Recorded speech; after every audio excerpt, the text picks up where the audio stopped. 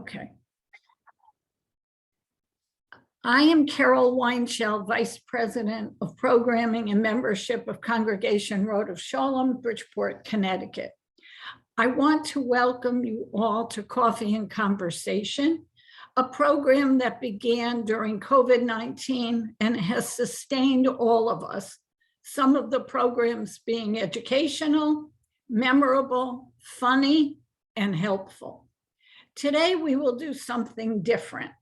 I have asked you to read My Mother's Secret by J.L. Witterick because I read it and was inspired, not only by the style and content, but by the connection to today.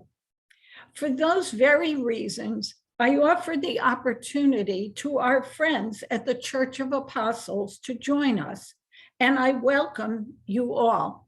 I see Tamara. Welcome, Tamara. I think eventually I'm going to ask you if you will introduce the rest of your family. Okay. So as I told you, you could bring nothing to the group except your willingness to share and participate. And I do appreciate Tamara's offer for refreshments, but as you all can see, you are responsible for your own. Someday we'll do it in person and then we can have refreshments. A few guidelines and we will begin. Thankfully, our cantor, Nima Hirsch, has muted everybody. So when they come into this room, they will be muted because that is definitely a distraction as we go. Since the program usually lasts for an hour, I will ask you to try to limit your comments so everyone has a chance to talk. If we find that we're going over, I am fine with staying, and if you have to leave, you should feel free to do that.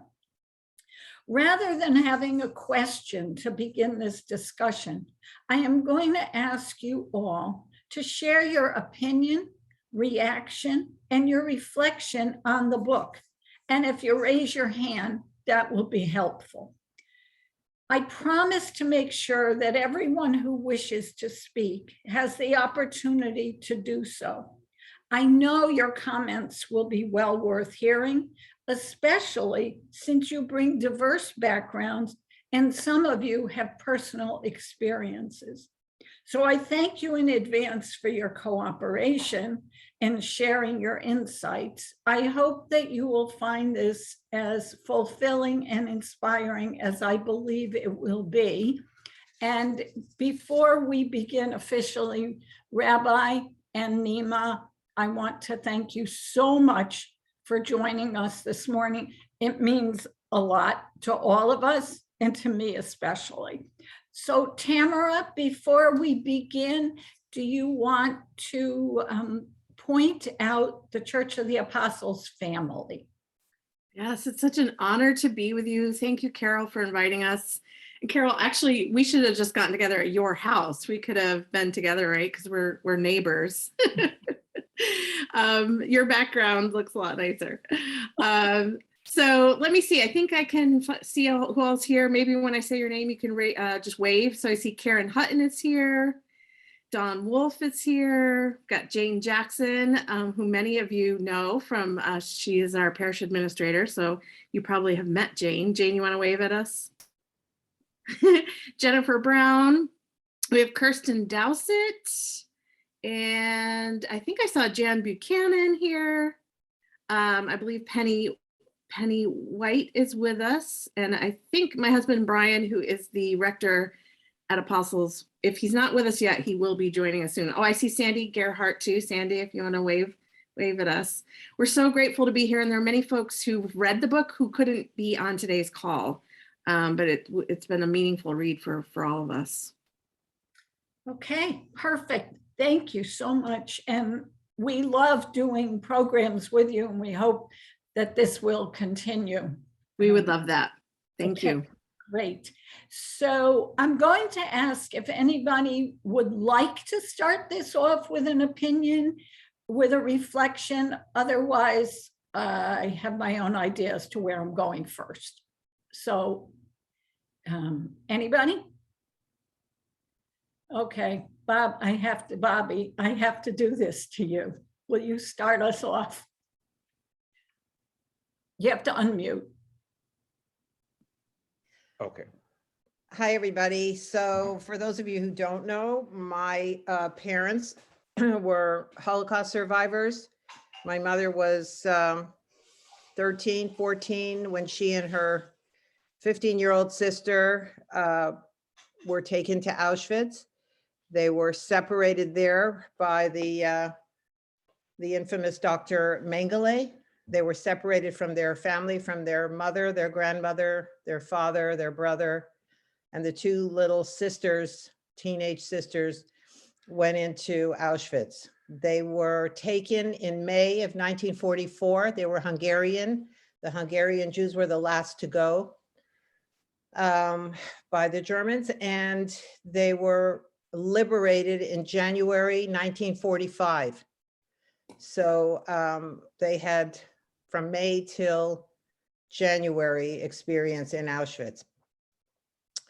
Once they were liberated, they made their way back from there to Hungary, to their small village where they came from in the first place, to find no one there. Their families were gone. Obviously, they had no means of, getting there, no money. Their stories from their return were pretty harrowing as well. Two teenage girls trying to get home from Poland to Hungary without, proper clothing, shoes, anything, money. They got home, there was nobody there, and then they were told by people that there's a way to get either to America or to Israel or to someplace out of Europe if they went to a DP camp, and where they both landed up back in Bad Reichenhall, which was Germany, and they both met their future husbands there. They were also orphaned, and they remained in the DP camp, in the liberation camp, DP camp, for 3 years. First as little singles, then as having a partner. And my parents ended up in Canada because the US wasn't accepting immigrants. They had a limit to how many people they were taking. And so my father had an uncle who came to Canada in the early 20s, and he was sponsoring anyone he could sponsor to come to Canada, to get them a job, to marry them in his basement, to give them a new life. So for 3 years, they were in detention camp or DP camp, but out of pretty much harm's way, but waiting to come to a place. So they ended up in Canada, and that's who I am, and that's my story. And my mom, her yahrzeit was yesterday. She's gone 11 years. And my dad, she was 84 when she passed away, and my dad was 87, and he's gone 14 years. So will you just tell us, what did this book do for you? Well, it just gave me, I've read a lot about Holocaust, I've written about it, and it's, for lack of any other way to say this, it sort of restores your faith, in mankind, even in a world today that's, sort of parallels the terrible thing that's happening over and over again. But at least there are people who have the courage, not everyone's bad. They have the courage at the sacrifice of their own family, to take in strangers, to welcome them in, to help them when all is lost. So this restores my faith. Is a beautiful story. And maybe if you're, kind to people, you might need them one day and they'll be kind back to you. This lady that they're depicting, this woman, always did what she could to help others. She did it, openly, willingly, and through her own hardship, she managed to be pretty special and hide these people who had no place to go. She never said no. She just welcomed them in. She didn't care if they were Jewish or Polish or German or what they were. It was a humanity that you extended to another human being at your own peril, basically. And that's why they honor these people. They honored people like Schindler. You know, they honor them. They continue to honor them, you know, all over the world, and they deserve to be honored. They're special people. Thank you, Bob. I didn't mean to totally put you on the spot, but you could have guessed you were going to be on the spot at some point. Fine. Rabbi. Thanks, Carol, for scheduling this program. Bobby, thank you very much for sharing about your parents, a little bit about your parents' story. I know there's much more to it, but I think you summarized it beautifully in a short segment of time. It's very, very special to have our friends from Church of the Apostles with us today. So we extend you a hearty welcome. Carol does a lot of things when it comes to program that are intentional and methodical. Sometimes she does things that turn out to be very fortuitous, but can be almost accidental in their timing. But today's was intentional and purposeful, because tonight, remember in Judaism, we follow the lunar calendar. So day begins at night. In other words, the day on the Hebrew calendar begins at around sunset time. So tonight we begin a day of commemoration throughout the Jewish world that is called Yom Hashoah, which literally means the Holocaust, Shoah's Holocaust, a day of Holocaust remembrance.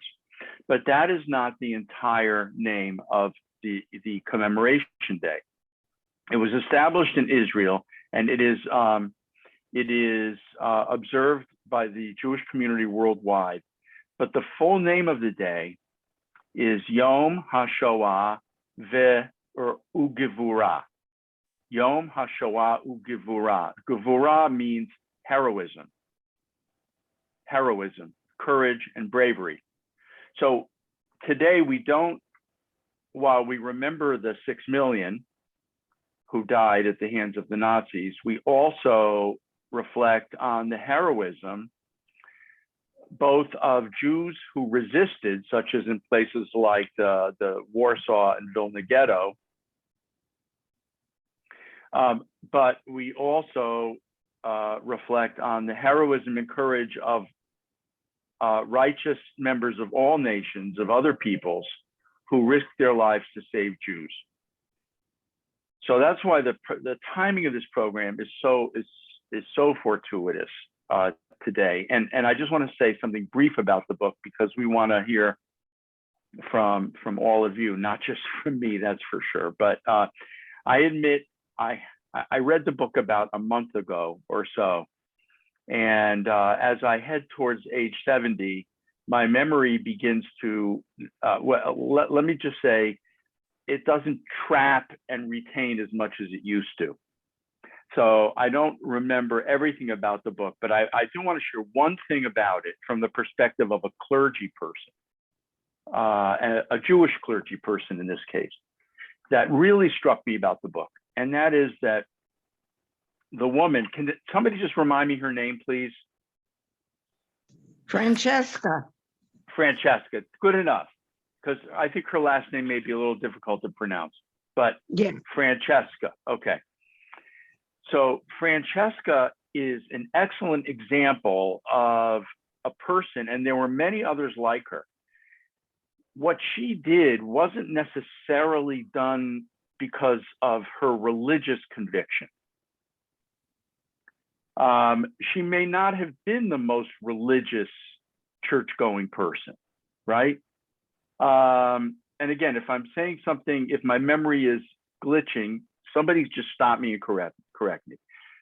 But the point is made, I believe, in the book, that she wasn't doing this really because of a religious conviction, but she was, and she was simply doing it because it was the right thing to do.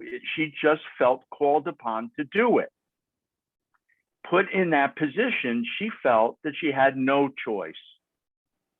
There are many others who would have done differently and who did do differently. And there, I'm sure, were many people who were people of faith, people who were religious, who would not have done what she did. You know, religion can take us so far. Religion gives us the tools and the teachings to live a good, productive, and righteous life. And so, as important as that is, there are people who, when push comes to shove, they may not even have any religion. They might not even believe in God, to be honest with you. Or they may not have any particular strong faith. But put in a position like this, they simply opt to do what is right because they feel that there's no other way they can behave, that they can live. And that's what she did. I don't know if I could do that. I don't know if I would have the courage and strength to do that. I hope and pray that I would. And certainly religion does teach us the value of doing exactly what she did. But when it all comes down to it, her story, her deeds, her acts of courage and heroism are deeply inspiring. Not necessarily because of religion, but just from a perspective of humanity. Thank you. Thanks for letting me share. Thank you. Before we go too far here, I saw Pastor Murphy has joined us, and I'd like to welcome and introduce him. I have to find you on the screen. Oh, there you are, Brian. I'll talk to you in case I can come up. Yeah. Welcome. I'm so happy that you're here. We heard you were coming. We heard from Tamara. Yes. Since I'm known for putting people on the spot, is there anything you would like to say now? Thank you for that. In our Apostles Reads group, I do my best to come as a learner and to hear from other people. I want to do the same thing here. But our Apostles Reads group is probably also laughing because they know I talk a lot. So I'm going to not talk a lot, but I'm going to just simply say this and say, on behalf of Church of the Apostles, but for myself, how honored I am to be invited to consider this with you all. And I don't know if CRS knows this, but your men's group invited us to participate tonight by lighting candles. And so our church, many from our church have taken yellow candles to participate with you all tonight. And I used some quotes from your clergy and sharing with people in that invitation. And so what I'd like to say, I'm just for myself, but I think I'm sure I'm speaking for apostles as well. These are smart people who love to have insights on books, and I can't wait to hear all of them. At the same time, we're so honored to come as learners with our hands open, our hearts open. And I want you all to know, everyone on this call to know, the word is honor. We are honored to be with you all in this. And we want you to know we stand with you in it. And where there's grief, we join you. Where there's celebration of heroism, we join you. Where there's lament, where this continues, anti-Semitism of all kinds continues, we stand in lament with you. And we just want you to know that we feel like we're partners in so many ways. So to be able to tangibly do that is a deep honor. And I'll just stop there. That's really what I wanted to say. Thank you, Carol. Thank you so much. I will again throw it open that if somebody has something they want to say, please raise your hand. If I was hoping you would do that, Bob, because you were next if nobody raised their hand. Okay.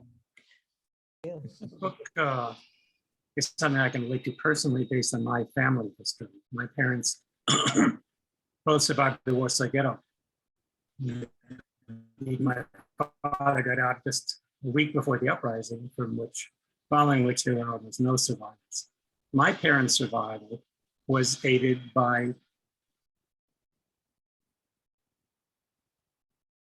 Uh-oh, you're freezing. Wait, Bob, we're losing you. really. Not Yep, you. okay. Now you're back. Okay. My mother, when she escaped from the ghetto, wearing 5 layers of clothing and false papers, was taken by a Gentile family where she was explained to be a nanny who was a cousin of theirs who was moved into their home. And she stayed with them for a while until they became concerned that they were going to be discovered and she had to leave. And she wound up going to another home where she also found someone that gave her employment with false explanations as to why she was there. My father was aided by the owner of the factory where he worked. He was a shoe designer. He had shoe factories before the war that were taken away.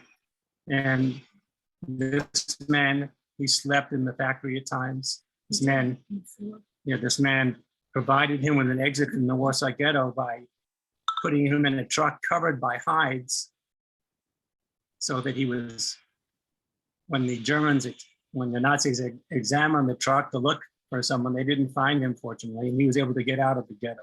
This again is a righteous Gentile who enabled my father to survive.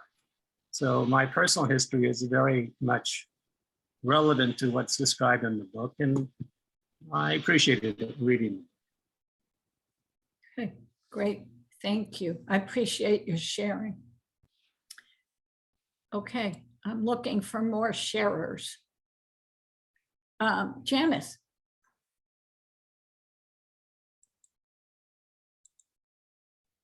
Okay. Hello. Thank you for welcoming me. I really appreciate it. And everything that was said, I can't really add to that. I'm also going to get rid of this call. I'm sorry. What struck me is I had never thought about a German who wasn't a Nazi killer. Never did. And when I realized that she had taken this German in, it just sort of turned my world upside down, because I've always thought of it as only Jews being persecuted. And I really hadn't thought about a reluctant German soldier. And there must have been many of them. Of course, there were many of them that were not reluctant, but that was like a new thought to me. I thought of them as all a wave of Nazis.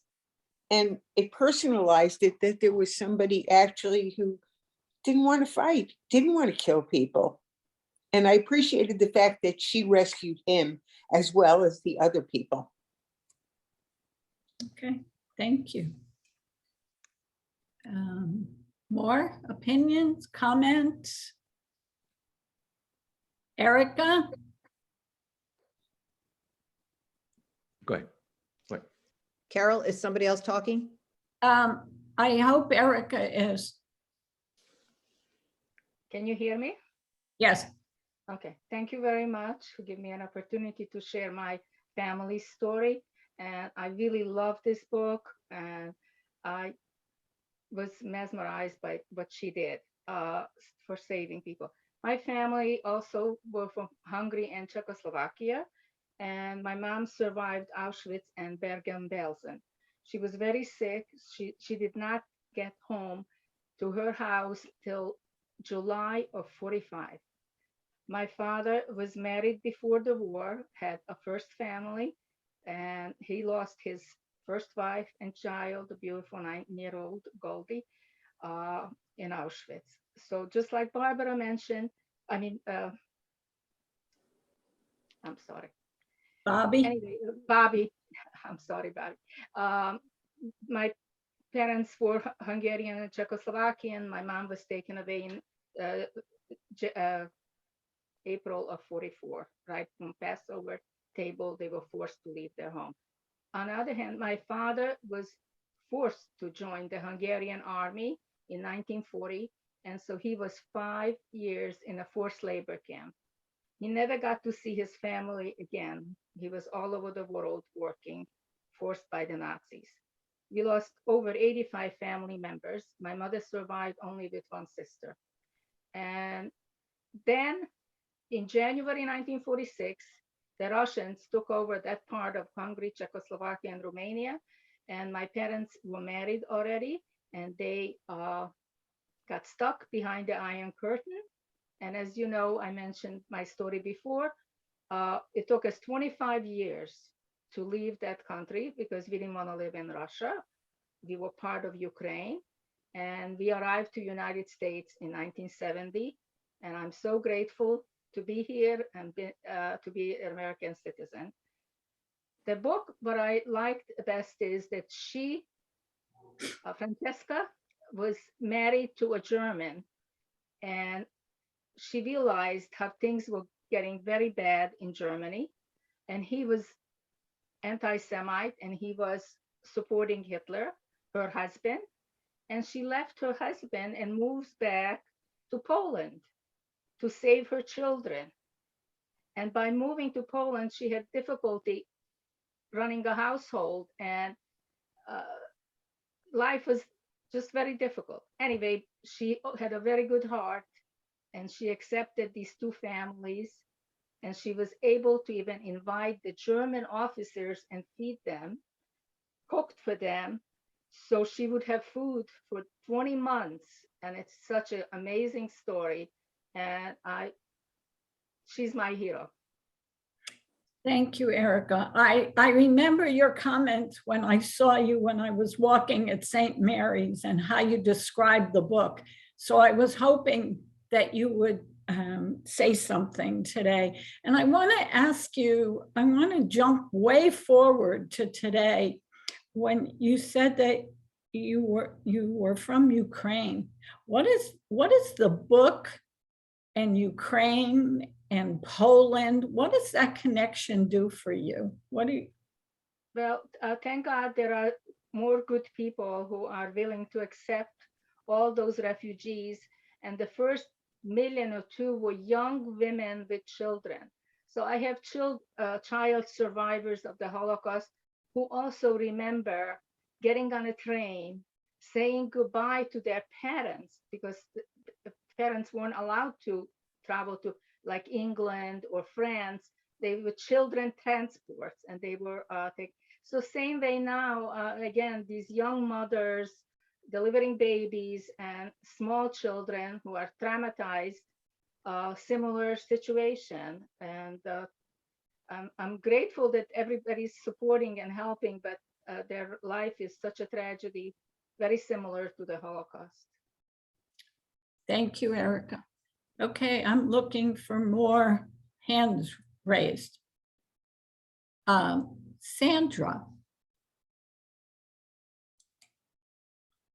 Wait. Would you unmute, Sandra?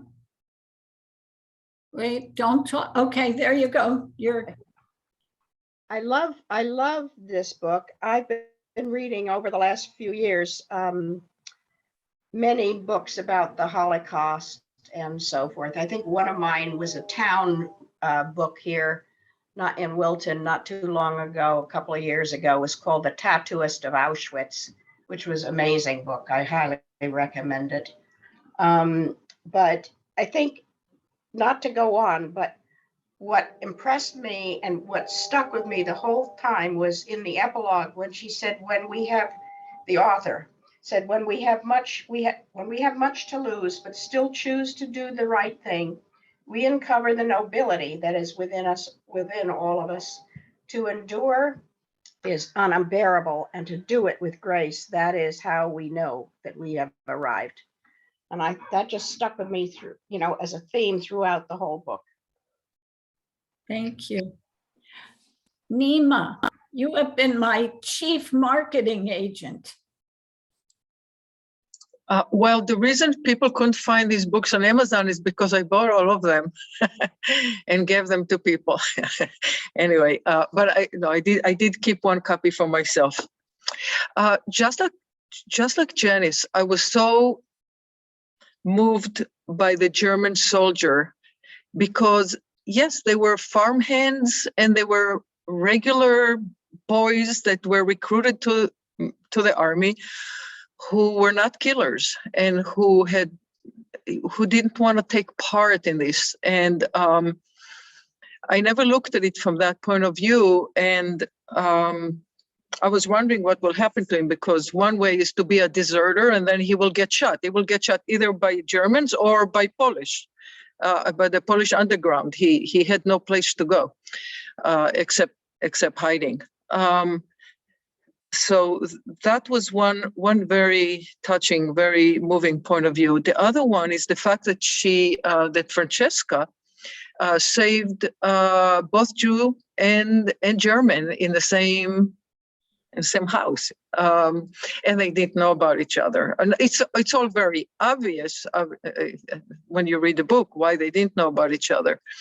But that juxtaposition, people who share one thing, it's their humanity, and that's what they had in common. It's not what country and what language or what religion they had.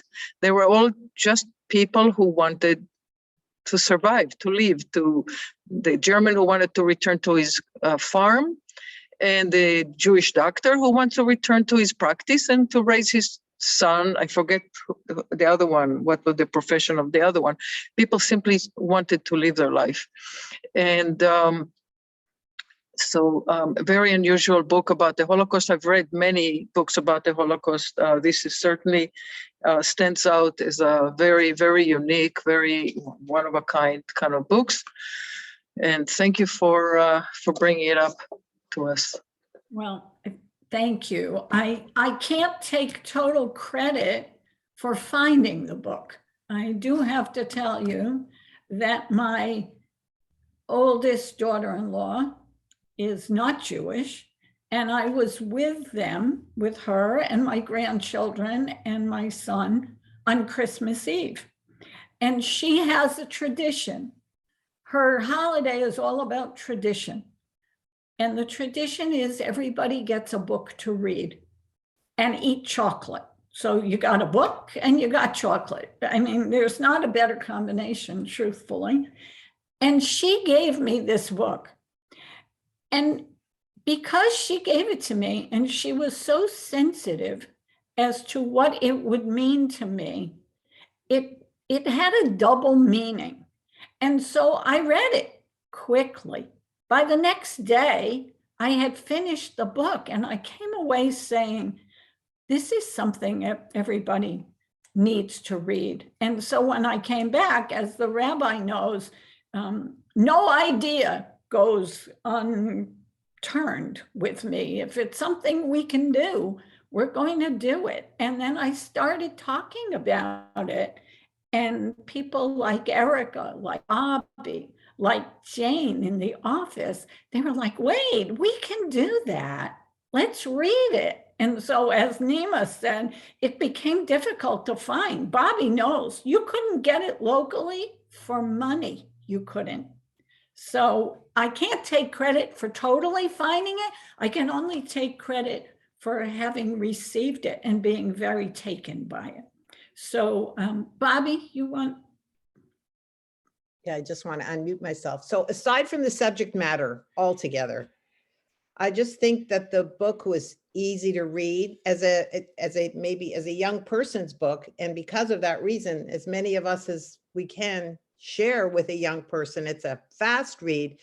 The chapters are short and nice. You feel like you're whizzing right through it. It's simple. It tells a story in a very, interesting way. And the place where I got a little confused was when it turned in the second chapter or halfway through, when now you're hearing it from the side of those who were saved. So for a moment or two, I was a little confused. Who's talking? How relevant is this person to the story? But once you got into the groove of it, you realized these were the people. I think that the format and the way this is delivered is really amazing. And it would be a great opportunity to share this with the next generations, because it's not a big, heavy, thick, sad, whatever. It's uplifting. It shows courage. It shows humanity. It's easy to read. Before you know it, I read it, I think, in like 2 hours. I just focused on it, sat there and read it and said, I'm not answering the phone. I'm not talking to anyone. I'm reading this book. And it went like quickly. So from that perspective, I think it's a great book to share with young people. Thank you. Tamara. I was just going to jump on Bobby's, your analysis kind of the format of the book. And I agree totally with that. In fact, we were just in Austin visiting our kids. Our daughter-in-law is Jewish, but not observant. And so we were able to, I was sending her all the information about Yom Hashoah for today. And we're talking with her about the book, which was really meaningful for her. But one thing I loved in all its simplicity is that also, and it seems like at the end of sections or maybe end of chapters, there would be a sentence or something that would just be like a zinger, you know, it would be like some sort of profound insight wrapped in. So Brian has, actually, Kirsten shared her copy of her book with us. Brian has it at the office, but I did take a photo of this, an example of one of those sentences. It was at the end of Helena's section. And like the last sentence is, this is a world where to be insignificant, necessary, or connected is the best way to survive.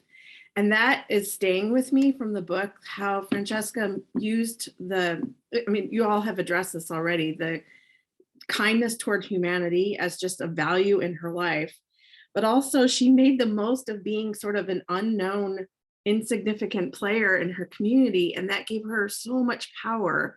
And forgive me, all you religious scholars will know where this is rooted, and I'm not sure, but that phrase of being wise as a serpent and gentle as a dove, I honestly not sure where that phrase is rooted, but I thought of that phrase continually with her. Like, she was gentle as a dove to all that came in contact, but she was really savvy too, even as she was taking in, you know, being able to keep the German, you know, the German separate from the Jewish doctor and his family.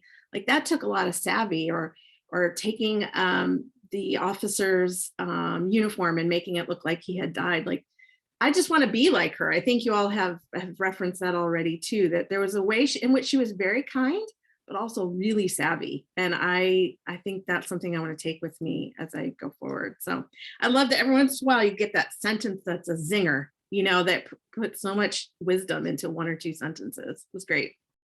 Thank you. Somebody else who, Jackie.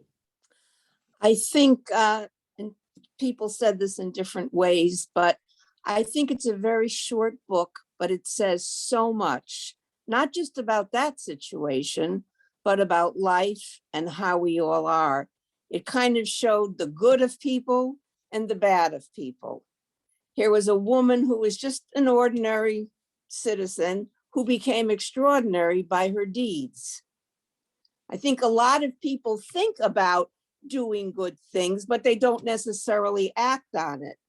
And I think what made her so extraordinary is she risked her life, her son transporting goods to the people in the woods. He was killed. She went through a lot personally, and yet she didn't give up and helped these people and just put one foot in front of the other and kept going and did a miraculous thing. And she was one of many, I believe. Thank you, Jackie. Anybody else have something? Sarah. Okay. I agree with what everyone said about the book. What bothered me a little, not about the book, was that this was considered extraordinary. I myself have 135 people who perished in the Holocaust from my family. And it bothered me that there weren't more people like her, that it was so extraordinary that she did this. It shouldn't have been. It should have been many, many people. And it wasn't. That's it. Many. Thank you, Sarah. Edith? Many non-Jewish families helped Jews and saved their lives. We don't hear enough about it. I came here in 1939. I was one of the lucky people. I was 10 years old. I lost most of my family, but we were very fortunate. In my immediate family survived. But I heard about many, many people who helped Jews, and an uncle and an aunt survived with help in Budapest in plain sight because they had help. When the war ended, my father went into New York every Sunday and stood on the corner of Delancey Street, where a lot of immigrants landed after the war in the Lower East Side of New York. Now, why did he go to Delancey Street? Well, this is where he was hoping to run into immigrants who could tell him about other people that might have survived the war. And he did find many, many Jewish people, but he also heard about a non-Jewish family who was very, very helpful in our village to the Jewish people, and that they wanted to come to the United States and they needed a sponsor or they needed help. And he helped them. He brought them to the United States. They were non-Jewish, but they had been very helpful to other Jews. And he brought them to the United States. They settled in Bridgeport, and my father found an apartment for them and bought them a sewing machine and set them up in business. So it goes in both directions. And I was very proud of my father when he did this. And I think this give and take is what humanity is all about. Great, thank you, Edith. I'm looking for David Goldstein. And of course, you know, I'm putting you on the spot, David, but I'm curious as to what your thoughts are, if you'd like to share. Are you here? Well, thank you. I really didn't have any thoughts to share, but just thinking about how when my brother and I went to Israel, when we went to Yad Vashem, which is the memorial, one of the first things we were shown that was very tactile and easy to relate to was a boat that was hanging upside down, and it was in the what they call the Hall of the Righteous or something like that. And it just seemed that well, the boat was was used by fishermen in Denmark, I believe, to get people across. But I was very happy to see that the memorial had quite a large space devoted to the non-Jewish righteous. Thank you, David. Okay, I'm looking for more opinions, more reactions. Anybody else want to share? Yeah, I'm just going to jump in, Okay. if I may. I'm sorry, I apologize. I had a phone call that I had to take, so I stepped away for about 30 seconds. So I don't know what I missed, and I apologize, but I know that Tamara's quote of wise as serpents, harmless as doves is a quote from the book of Matthew, chapter 10, verse 16. I just wanted to say that so that I could impress Pastor Murphy and Pastor Jan with my knowledge of the Gospels. Actually, I looked it up in Google. I also looked it up in Google, just so you know. Okay. All right. I'm in Great such good lines. company. Yeah, Great. I just wanted to comment very quickly about the character of Helena, and thank you for reminding me of her name. She was also a really interesting character. As the book began, I thought I was reading a kind of a romance story, like a steamy romance story, when it talks about her love affair with the factory manager, you know? And I'm saying to myself, where is this going really? And but it was well written, it was well done, you know? But then it became, and only later did I realize that the author, Witterick, is female. I think her name is Jen. Yeah, and she wrote a kind of a good romance, but interestingly, Helena then turns out to be a pivotal character because she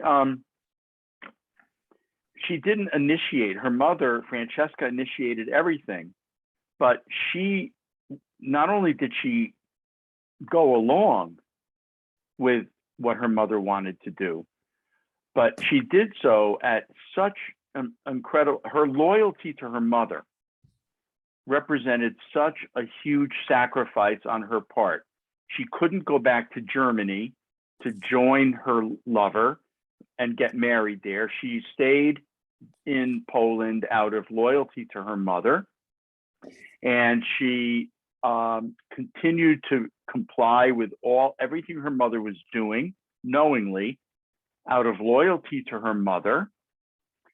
And so I think this theme, again, she was, again, one of the righteous among the nations. And I think she was doing so largely out of parental loyalty in many ways. And that's an important theme to bring out as well. Thank you. Okay, did Lois Fagan just come on? Lois, welcome if you did. Okay, do we have any other comments? Anybody else want to react before Tamara?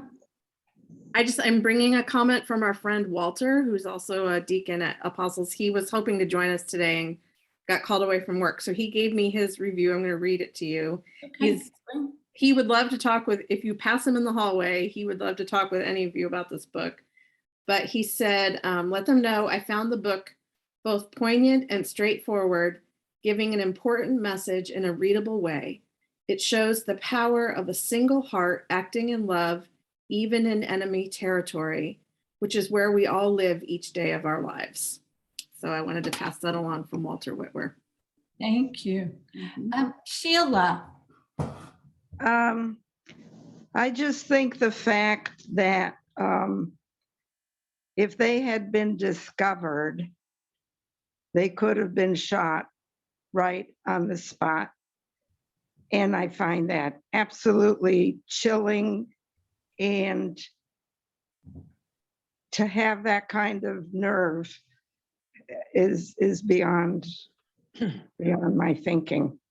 I don't know how many people could live with that hanging over their head every single day. Thank you, Sheila. Larry? Yes, and building on that, I was thinking about the fragility of Francesca and her daughter. The episode where the delivery man comes and he hears the child downstairs sneezing, and what I mean, I realize it's a good thing that the author wrote, but just the quickness of the doctor to, instead of trying to hide or trying to cover it up, take us upstairs. And then they had to put their trust in that delivery guy, not only that he wouldn't go immediately, but that he would bring the medicine and everything. And it just so, that the whole thing could have ended in a disaster right at that thing. So the fragility of that. And it gives you even more respect for the people that risked their lives, like Francesca, because they could have been shot. All the people that she was hiding could have been shot. It could have ended much, in a terrible way. Okay, thank you. Anybody else? Dorothy? Wait, you're muted. Hold on, Dorothy, wait. Okay. Okay, I was very impressed with the delivery man who went to get the medicine and did something nice for everybody. But the other one was the next door neighbor or somebody who was saying, well, aren't you getting too much? That's when she had to say, well, I'm taking care of the German officer. And so we have to make sure that we have food for him and his staff. And it was wonderful. But the neighbor who was so nosy about it, and really, it just affected me to say, what, are you just looking for something to say to someone else so that you gain favor in their eyes, as opposed to, well, okay, I understand that. So I'll just butt out. But, we were happy that she did. Thank you. Thank you, Dorothy. She certainly was quick in her thinking and quick under pressure. Yeah, I wish I could be that quick in a tough situation, whatever that tough situation is. She really is a role model. Okay, I'm looking for more comments as we're winding down. Anybody who hasn't spoken who would like, Toby, or is it Bob? Wait, I just double clicked you. Would you unmute, Bob? Okay. I wanted to comment though, my parents' experience that they shared, they didn't share very many things, by the way. It's not a subject that would come up. But while there were righteous Gentiles, their feeling was that the vast majority of the Poles were complacent and compliant and participated in what was going on, and they were anti-Semitic for the most part. So this woman was an exception, as was pointed out earlier. And unfortunately, the anti-Semitism was widespread, not just in Germany, but in Poland. And they felt it throughout their lives. And certainly as they struggled to survive, and their story of survivors, which I won't go into, but it's quite remarkable how they got through several years of survival. My father was fighting in the woods, with the partisans, and was hiding with the help of people that were supportive. But this was a vast minority. Most of the Poles were trying. Yeah, go ahead. My mother-in-law tells a story of how they feared being found out by neighbors. And she had one story where she was in the marketplace and there was a neighbor of the place where she lived who said something out loud that, she's a Jew or she's an imposter or whatever. And there was a chase through the marketplace. And she tells a story of how she ran through a store and out the back door, and they were pursuing her. There was so much fear. She was able to get away, but she knew she could not go back to that house. And she had to leave that house. But that was just one of many, many stories that she told about the daily fear that she lived with. You remember that? Yes. She said that someone in the store sort of stopped at the Nazis who were pursuing her and offered them a drink or something like that, and sort of distracted them while she escaped. Thank you, Bob and Toby. Edith? Wait, Edith, wait. Edith, you're talking, but you're not.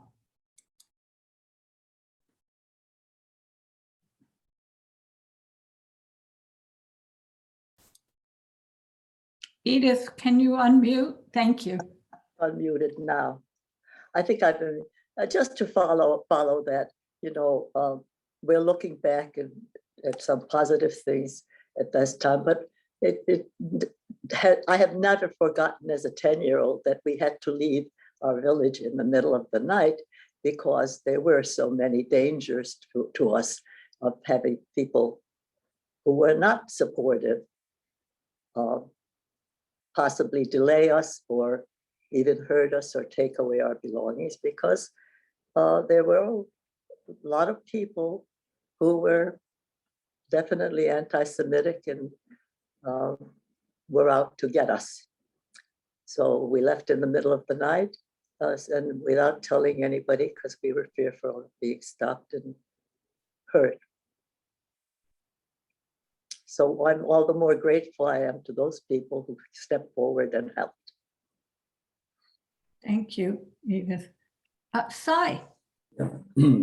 So I too, have lived with memories of my mother telling me stories about Europe and Poland, where she grew up, and how she tried so hard to get her family over here, and she did manage to get a younger brother and sister here, and also a mother, but her father perished, and a married brother also perished in the Holocaust there.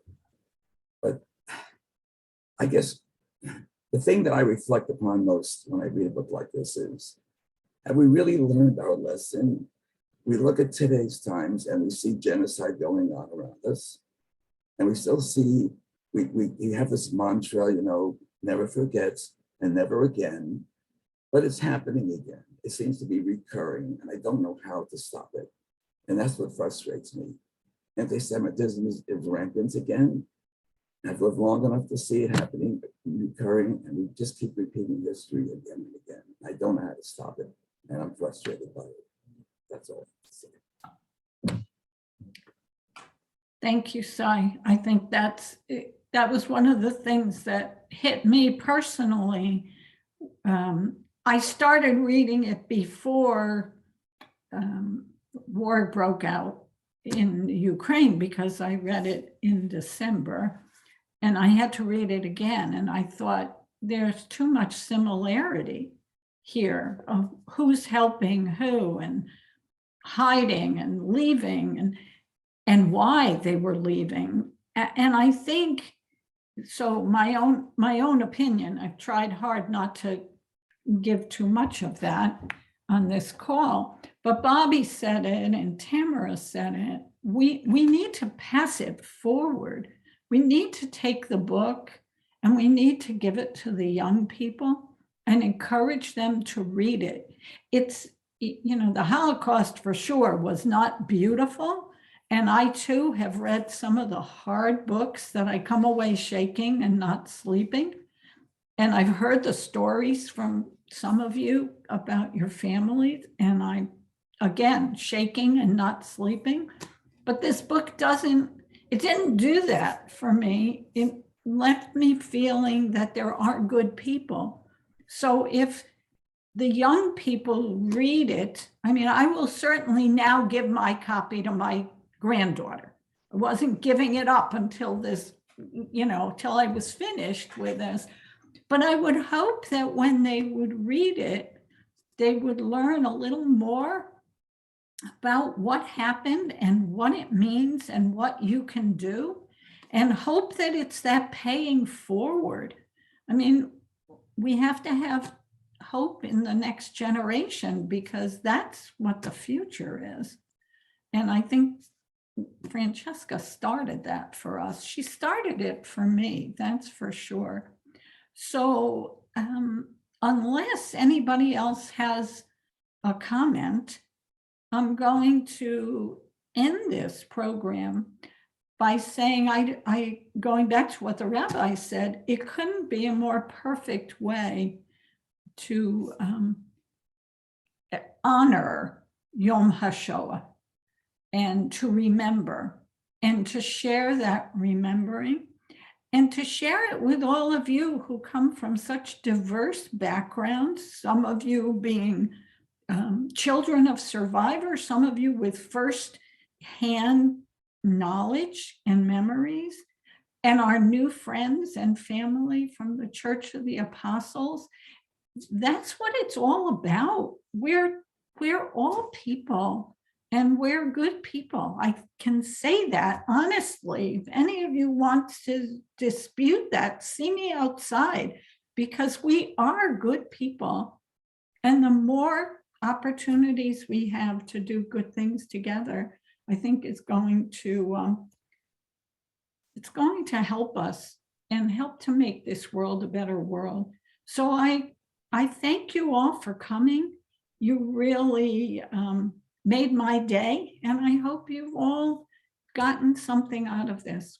So on behalf of Rodeph Sholom, thank you to all of Thank you. you. Thank you. Thank you, Carol.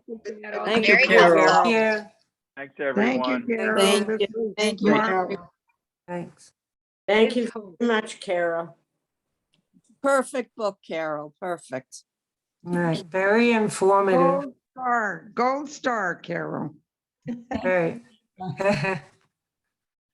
And there is hope. This is my family, the new family that might be continued life. So there's hope. And this book shows there's hope and there's good people. Thank you, Carol, again. Thanks, Carol. Thank you. Thank you, Carol. Okay, my pleasure. I hope to Bye-bye, see you everybody. Shabbat. Okay.